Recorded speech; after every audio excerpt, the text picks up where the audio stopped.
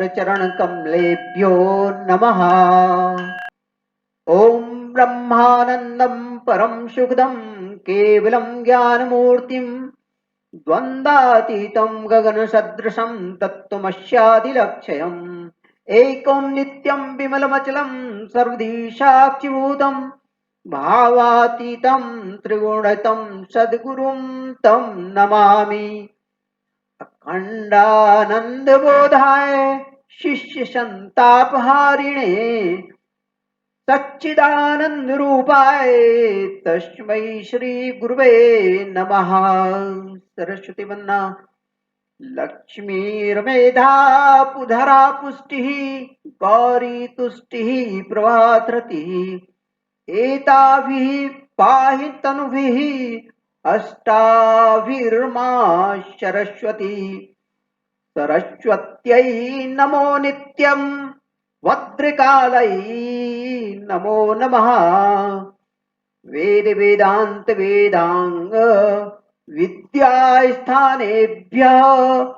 एव च मातस्त्वदीय पद पंकज भक्ति युक्ता ये त्वं भजन्ति निखिलान् परान् विहाय ते निर्जरत्वमहि यान्ति कलेवरेण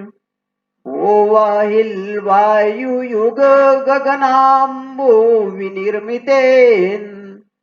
वंदना व्यासाय विष्णुरूपाय व्यासरूपाय विष्णवे नमो वै ब्रह्मानिधये वासिष्ठाय नमो नमः। नमोऽस्तु ते व्यास विशाल बुद्धे फुल्लारविन्दायत पत्र नेत्र एन त्वया भारतैलपूर्णः प्रज्वालितो ज्ञानमयः प्रदीपः।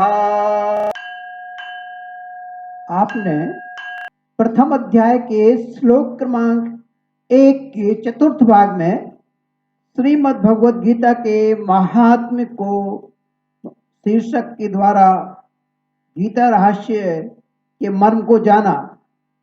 अब इस श्लोक के पार्ट क्रमांक 5 में पूर्व वंश के का संक्षिप्त परिचय शीर्षक के मर्म को जानेंगे। इस महत्वपूर्ण वीडियो को अवश्य देखें तथा अपने दोस्तों को एवं सोशल मीडिया पर शेयर करें, सब्सक्राइब करें तथा घंटी के आइकन को दबाएं ताकि आपको नोटिफिकेशन मिल सके। श्रीमद् भगवत गीता के प्रथम अध्याय के प्रारंभ में कोई भूमिका नहीं दी गई है। इसके प्रारंभ में पहला वाक्य है धृतराष्ट्र उवाच। इसे पढ़ते ही नए पाठक को मन में प्रश्न उठ सकता है कि धृतराष्ट्र कौन है, इनके वंश का परिचय क्या है। तो आइए आज पुरुवंश के परिचय को जानते हैं। यह जानने के लिए आपको महाभारत पढ़ना पड़ेगी। इस ग्रंथ में धृतराष्ट्र की पूरी वंशावली का विवरण दिया गया है।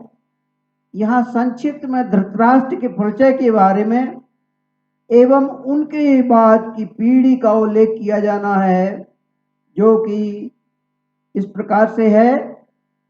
राजा विचित्रवीर्य के 2 पत्नियां थी, अंबिका और अंबालिका, परंतु वह संतान होने से पूर्व ही मर गया। उसकी माता सत्यवती ने सोचा कि अब तो दुष्यंत के वंश का उच्छेद हुआ। उसने व्यास का स्मरण किया और उनके आने पर कहा कि तुम्हारा भाई विचित्रवीर्य बिना संतान के ही मर गया है, तुम उसकी वंश की रक्षा करो। व्यास जी ने माता की आज्ञा स्वीकार करके अंबिका से धृतराष्ट्र और अंबालिका से पांडु और उनकी दासी से विदुर को उत्पन्न किया। व्यास जी के वरदान से धृतराष्ट्र के 100 पुत्र हुए। उनमें 4 प्रधान थे, दुर्योधन, दुशासन, विकर्ण और चित्रसेन। पांडु की पत्नी कुंती से 3 पुत्र हुए, युधिष्ठिर, भीमसेन और अर्जुन। उनकी दूसरी पत्नी माद्री से 2 पुत्र हुए, नकुल और सहदेव। द्रुपद राज की पुत्री द्रौपदी से 5 का विवाह हुआ।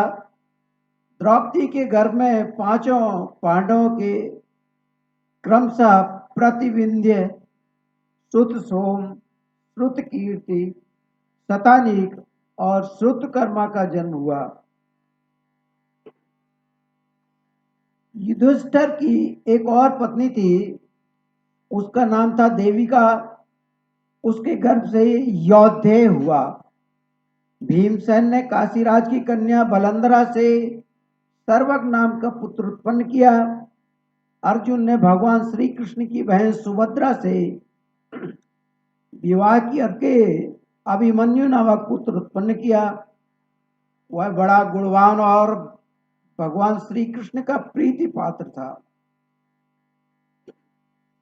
नकुल की पत्नी करेणुमति से निर्मित्र और सहदेव की पत्नी विजया के गर्भ से सुहोत्र का जन्म हुआ। भीमसेन के इनसे पहले हिडिंबा के गर्भ से घटोत्कच नाम का पुत्र पैदा हो चुका था। इस प्रकार पांडवों के 11 पुत्र हुए, परंतु वंश का विस्तार अभिमन्यु से ही हुआ। इसके अतिरिक्त अर्जुन के 2 पुत्र और थे उलूपी, इडावान और चित्रांगदा से बभ्रुवाहन। वे दोनों अपनी अपनी माता के साथ नाना के घर रहे और उन्हीं के उत्तराधिकारी हुए। अभिमन्यु का विवाह विराट कुमारी उत्तरा के साथ हुआ। उसके एक मृत बालक उत्पन्न हुआ, जिसे भगवान श्री कृष्ण ने जीवित किया। उसकी मृत्यु अश्वत्थामा के अस्त्र से हुई। कुरुवंश के परिच्छीर्ण होने पर उसका जन्म हुआ था, इसलिए उसका नाम परीक्षित के नाम से प्रसिद्ध हुआ। परीक्षित की पत्नी माद्रवती के पुत्र आप हैं। आपकी बहुष्टमा नाम की पत्नी से 2 पुत्र हुए, शतानीक और शंकुकर्ण। शतानीक के भी एक पुत्र हो चुका है, अश्वमेध दत्त। मनुष्य में सबसे श्रेष्ठ धनुर्धर पांडु और सबसे अधिक बलवान थे धृतराष्ट्र। विदुर के सम्मान में धर्मज्ञ और धर्मपरायण 3 लोगों में कोई नहीं था। धृतराष्ट्र जन्मान थे और विदुर दासी के पुत्र, इसलिए वे दोनों राज्य के अधिकारी नहीं माने गए। पांडु को ही राज्य मिला। धृतराष्ट्र को राज्य कैसे मिला, इस रहस्य की चर्चा हम बाद में करेंगे। अभी श्रीमद् भगवद गीता का पाठ प्रारंभ करते हैं। अब आप धृतराष्ट्र का परिचय सुनेंगे। धृतराष्ट्र का जन्म वैशंपायन कहते हैं। जन्मेजय राजर्षि शांतनु की पत्नी सत्यवती के गर्भ से 2 पुत्र हुए, चित्रांगद और विचित्रवीर। दोनों ही बड़े होनहार और पराक्रमी थे। अभी चित्रांगद ने युवावस्था में प्रवेश भी नहीं किया था कि राजर्षि शांतनु स्वर्गवासी हो गए। भीष्म ने सत्यवती की सहमति से चित्रांगद को राजगद्दी पर बैठाया। उसने पराक्रम से सभी राजाओं को पराजित किया, परंतु गंधर्व राज से युद्ध के दौरान चित्रांगद की मृत्यु हो गई। विचित्रवीर अभी जवान नहीं हुए थे, बालक ही थे। विष्णु ने विचित्रवीर को राजगद्दी पर अभिषेक किया। विचित्रवीर थे आज्ञाकारी और विष्णु थे रक्षक। जब विचित्रवीर ने यौवन में प्रवेश किया, जब भीष्म ने उसके विवाह करने का विचार किया। उन्हीं दिनों समाचार मिला कि काशी नरेश की 3 कन्याओं का स्वयंवर हो रहा है। माता की आज्ञा से भीष्म ने अकेले ही रथ पर सवार होकर गए। वहां स्वाभिमान की रक्षा के लिए युद्ध करना पड़ा। उपस्थित राजाओं से भयंकर युद्ध हुआ। अंत तो गत्वा विजयी होकर कन्याओं के साथ हस्तिनापुर लौट आए। वहां उन्होंने तीनों कन्याएं विचित्रवीर को समर्पित कर दी और विवाह का आयोजन किया। तब काशी नरेश की बड़ी कन्या अंबिका ने भीष्म से कहा, भीष्म, मैं पहले मन ही मन राजा साल्व को अपना पति मान चुकी हूँ। इसमें मेरे पिता की भी सहमति थी। मैं स्वयंवर में भी उन्हीं को चुनती। आप तो बड़े धर्मज्ञ हैं। मेरी यह बात जानकर आप धर्मानुसार आचरण करें। भीष्म ने ब्राह्मणों से विचार करके अंबा को उसकी इच्छानुसार जाने की अनुमति दे दी और शेष 2 कन्याएं अंबिका और अंबालिका को विचित्रवीर्य के साथ विवाह कर दिया। 7 वर्ष पश्चात विचित्रवीर्य क्षय रोग हो गया। बहुत चिकित्सा करने पर भी वह विचित्रवीर्य चल बसा। कुछ दिनों के बाद वंश रक्षा के विचार से सत्यवती ने भीष्म से कहा, बेटा भीष्म, अब धर्मपरायण पिता के पिंडदान, सुयश और वंश रक्षा का भार तुम पर ही है। देखो, तुम्हारा भाई विचित्रवीर इस लोक में कोई संतान छोड़े बिना ही परलोकवासी हो गया। तुम काशी नरेश की पुत्र कामनी कन्याओं के द्वारा संतान उत्पन्न करके वंश की रक्षा करो।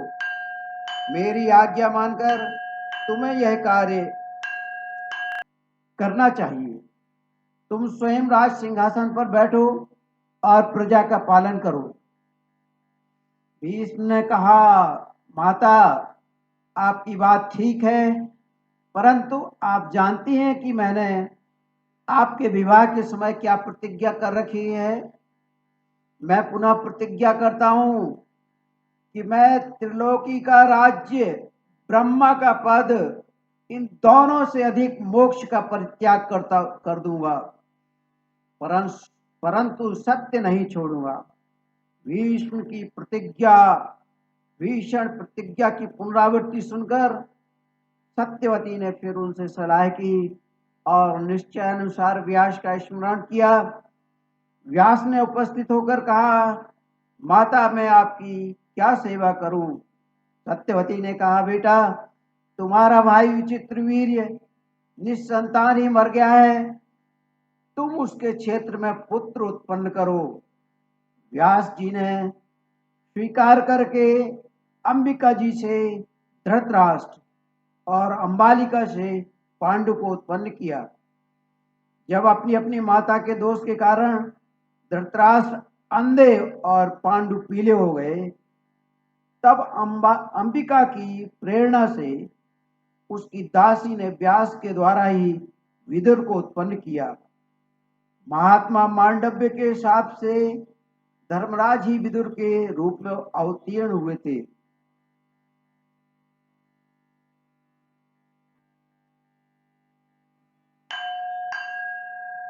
आपने प्रथम अध्याय के श्लोक क्रमांक 1 के भाग क्रमांक 5 में पूर्ववंश का संक्षिप्त परिचय शीर्षक के मर्म को जाना। अब इस श्लोक के भाग क्रमांक 6 में श्लोक क्रमांक 1 का महात्म्य शीर्षक के मर्म को जानेंगे। यह रहस्य बहुत महत्वपूर्ण है। इस भाग में धृतराष्ट्र पुत्रों का जन्म तथा वैज्ञानिक रहस्य को जानेंगे। अतः आने वाले इस वीडियो को अवश्य देखें तथा अपने दोस्तों को एवं सोशल मीडिया पर शेयर करें और सब्सक्राइब करें तथा घंटी के आइकन को दबाएं ताकि वीडियो का नोटिफिकेशन आपको मिलता रहे। धन्यवाद।